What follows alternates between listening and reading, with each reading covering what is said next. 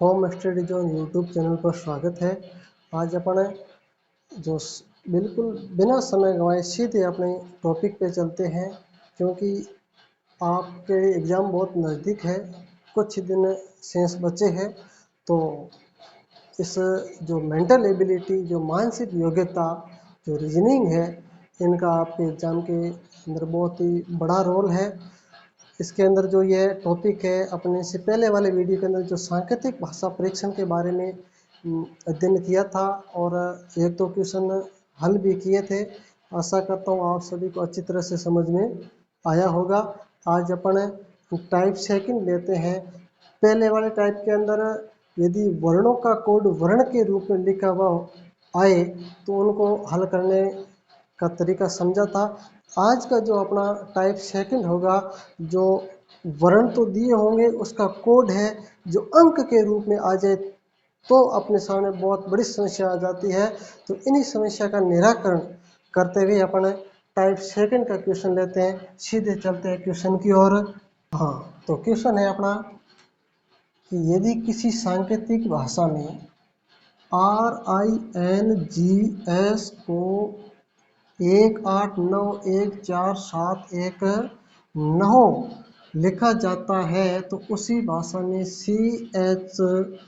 CHEST को किस प्रकार लिखा जाएगा। यानी जो ये वर्णों का कोड है जो अंकों के रूप में लिखा हुआ है, तो इसी प्रकार से CHEST का कौन सा अंकों का कोड होगा। ABCOD इन चारों में से अपन को ऑप्शन निकालना है। तो आप देखिए यहाँ पर समस्या यह है कि जो आप A से Z तक वर्णमाला लिख देते हो अच्छी तरह से और उनके नीचे कोड भी लिख सकते हो, तो इसमें ज़्यादा टाइम आपको नहीं लगेगा, ठीक है ना। A से Z तक अंक वर्णमाला लिख करके उसके नीचे अंक लिख दीजिए। उसके बाद में आप जैसे R का 1 है, 8 है, 9, 1, 4, 7, 1, 9, ये इनका किस प्रकार से ये कोड है। तो देखिए सबसे पहले अपन लिखते हैं वर्णमाला, ठीक है ना। EFGHIJKLMNOPQRSTUVWXY और Z। अब देखिए जो वर्णमाला है इनका कोड अंकों में लिखा हुआ है, तो वर्णमाला के नीचे आप अंक लिख दीजिए। ए है जो 1 पर है, 2 पर, 3 पर, 4 पर, 5, 6, 7, 8, 9, 10, 11, 12, ये 13 पर, 14, 15, 16, 17, 18, 19, 20, 21, 22, 23, ये 24, ये 25 और ये हो गया 26। अब देखिए ये R है, इनका संबंध एक से तो नहीं हो सकता, क्योंकि एक नंबर पर तो A होता है, ठीक है ना। तो R है तो दो अंक साथ में लो, देखो 18, तो R को खोजो इसके अंदर। R कहाँ पर है, ये R है, तो R का संबंध किससे दर्शा रहा है, 18 से। कोई बात नहीं, यहाँ लिख दीजिए R बराबर 18 हो गई। अब है I, तो I का संबंध 9 है या 91 है, उनको देखो I ला, इसके अंदर I खोजो, ये I है, इसका 9, ठीक है ना, बिल्कुल यहाँ पर 9 भी आ गए। अब N है तो N का संबंध 14 से है कि नहीं, देखिए N का संबंध 14 से है। तो इससे यह स्पष्ट रूप से पता चल रहा है कि जो R है, जो ये वर्णमाला है, इनके जो अंक है, जो वर्णों को अंक के रूप में कोड में दर्शाया है, तो R का 18 है। तो यह लिख देता हूँ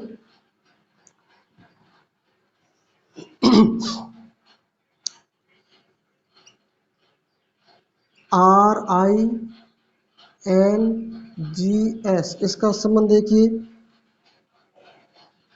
R कहाँ गया, ये R का 18 है, तो बिल्कुल R के स्थान पर 18 ले लीजिए, ये आ गया R का मान 18। अब है I के स्थान पर 9 है, तो ये I है, तो I 9 पर, I 9 हो गया।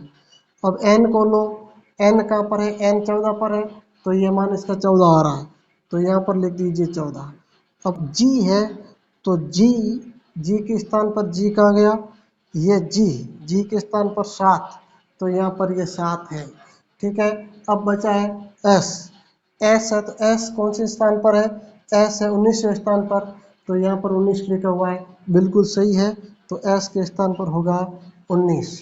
अब यह है कोड, यानी आर 18वें पर है, आई 9वें पर है, एन है जो 14वें स्थान पर है, इस प्रकार से इनका स्थान है। तो इसी प्रकार से अपन को देखना है CHEST का स्थान कौन सा है, तो यहाँ लिख देते हैं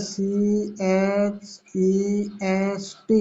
अब देखिए सी कौन से स्थान पर है, सी कहाँ गया, ये सी, ये देखिए सी तीसरे स्थान पर है, तो आप यहाँ लिख दीजिए 3। अब है एच कौन से स्थान पर है, एच ये एच 8 स्थान पर है, तो आप यहाँ लिख दीजिए एच के नीचे 8 लिख दीजिए। ठीक है, एच के बाद में यहाँ आ गया है ई, तो ई कौन से स्थान पर है, ये ई है 5वें स्थान पर, तो ई के नीचे आप लिख दीजिए 5।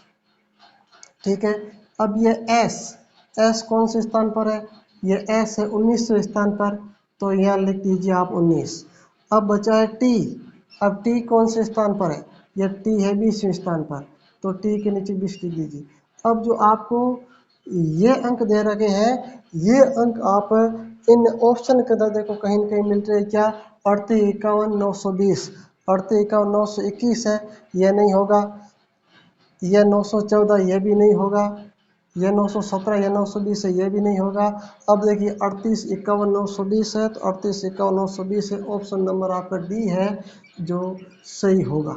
ठीक है, हाँ, टाइप थर्ड का क्वेश्चन है, टाइप थर्ड है जो शब्दों का कोड शब्दों में, यानी अपन को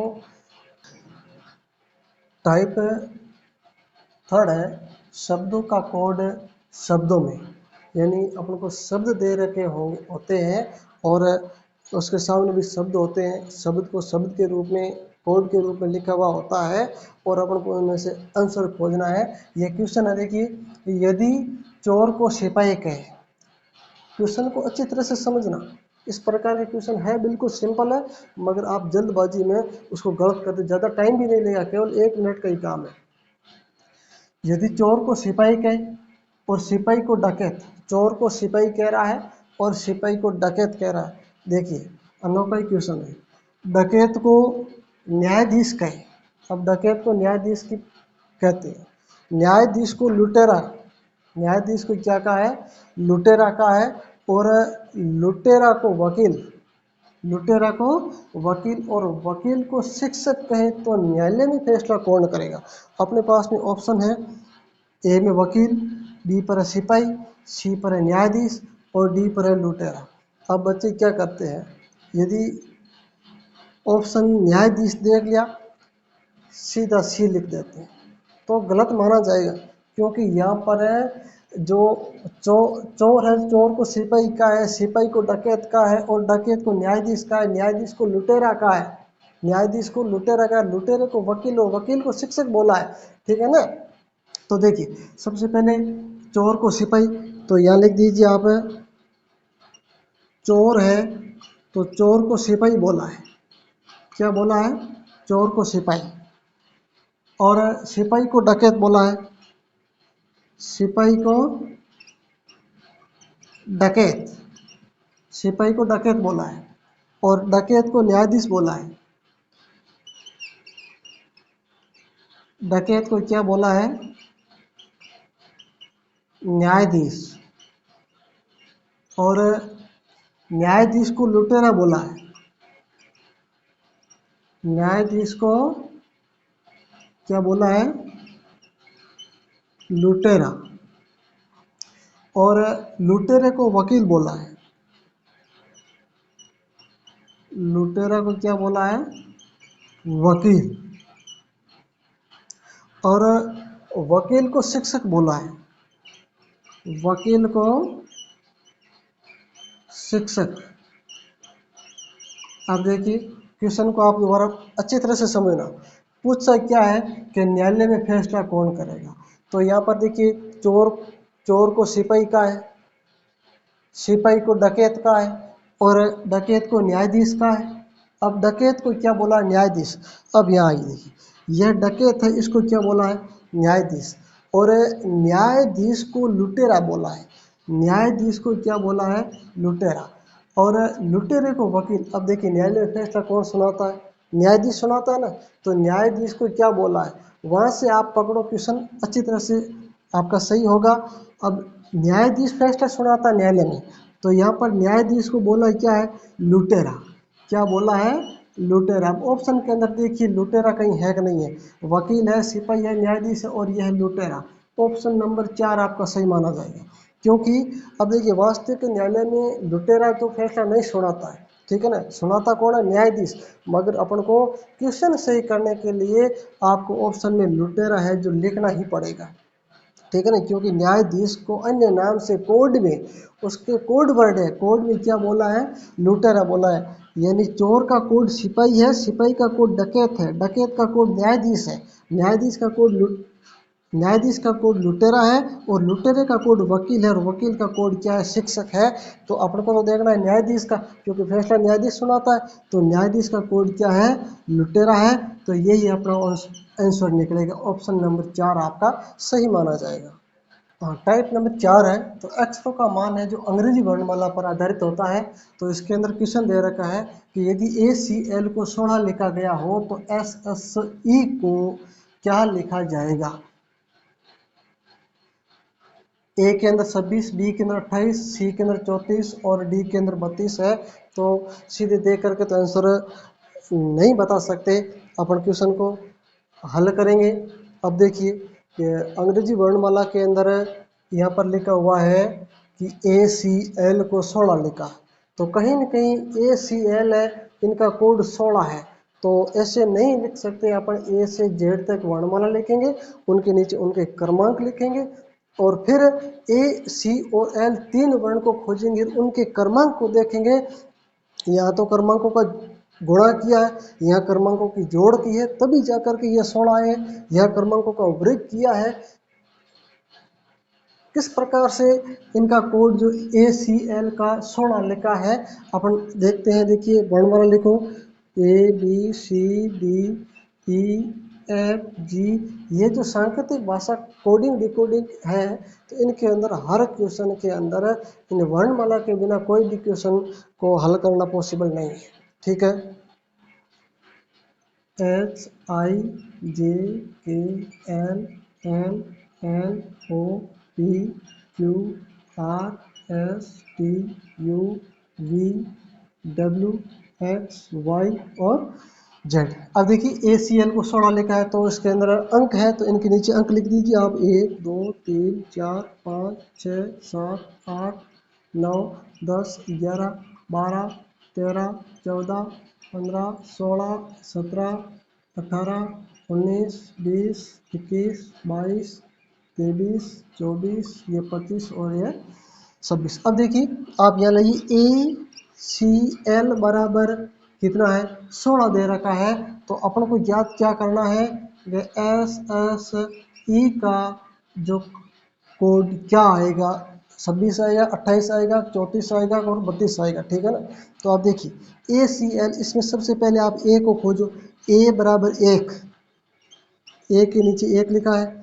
अब C है, तो C के नीचे भी 3 दे रखा है, C के नीचे 3। और L है, जो 12 है, तो L बराबर 12 है। अब देखिए, यहाँ पर लिखा है कि ACL बराबर 16, तो ACL 16 दे रखा, तो इनका मान अपन को 16 लाना। किस प्रकार से लाएंगे इन तीनों अंकों को? अब देखो, जोड़ते हैं तो 1 और 3 4 और 12 16 हो गए। यानी जो वर्णमाला है, वर्णों के नीचे जो इसके कोड के रूप में जो ये 1 3 12 लिखे हुए हैं, अंक लिखे हुए हैं, इनकी जोड़ की है, तब जाकर के 16 आया। तो इनकी भी जो SSE है, इनके नीचे जो ये अंक है, इनको जोड़ो। देखो, S है, तो S के नीचे अंक 19 है, तो S के नीचे आप 19 को लिख दो, ठीक है।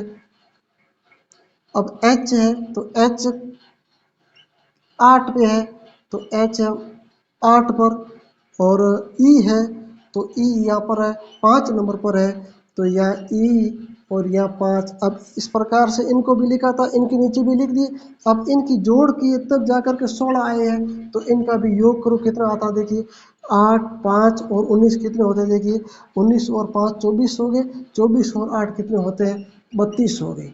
अब देखिए इसमें कहीं 32 है क्या, 26 नहीं होगा, ये भी 28 नहीं होगा, ये भी 34 नहीं होगा, 32 है। ऑप्शन नंबर डी आपका जो सही होगा।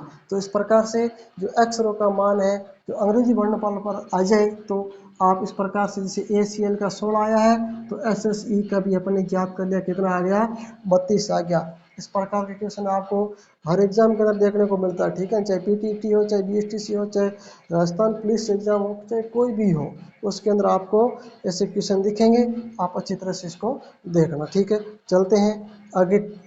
टाइप नंबर 5 जो क्रॉस कोडिंग है, यानी शब्द एक दूसरे के तिरछे क्रॉस के रूप में भी लिखे हुए मिल सकते हैं।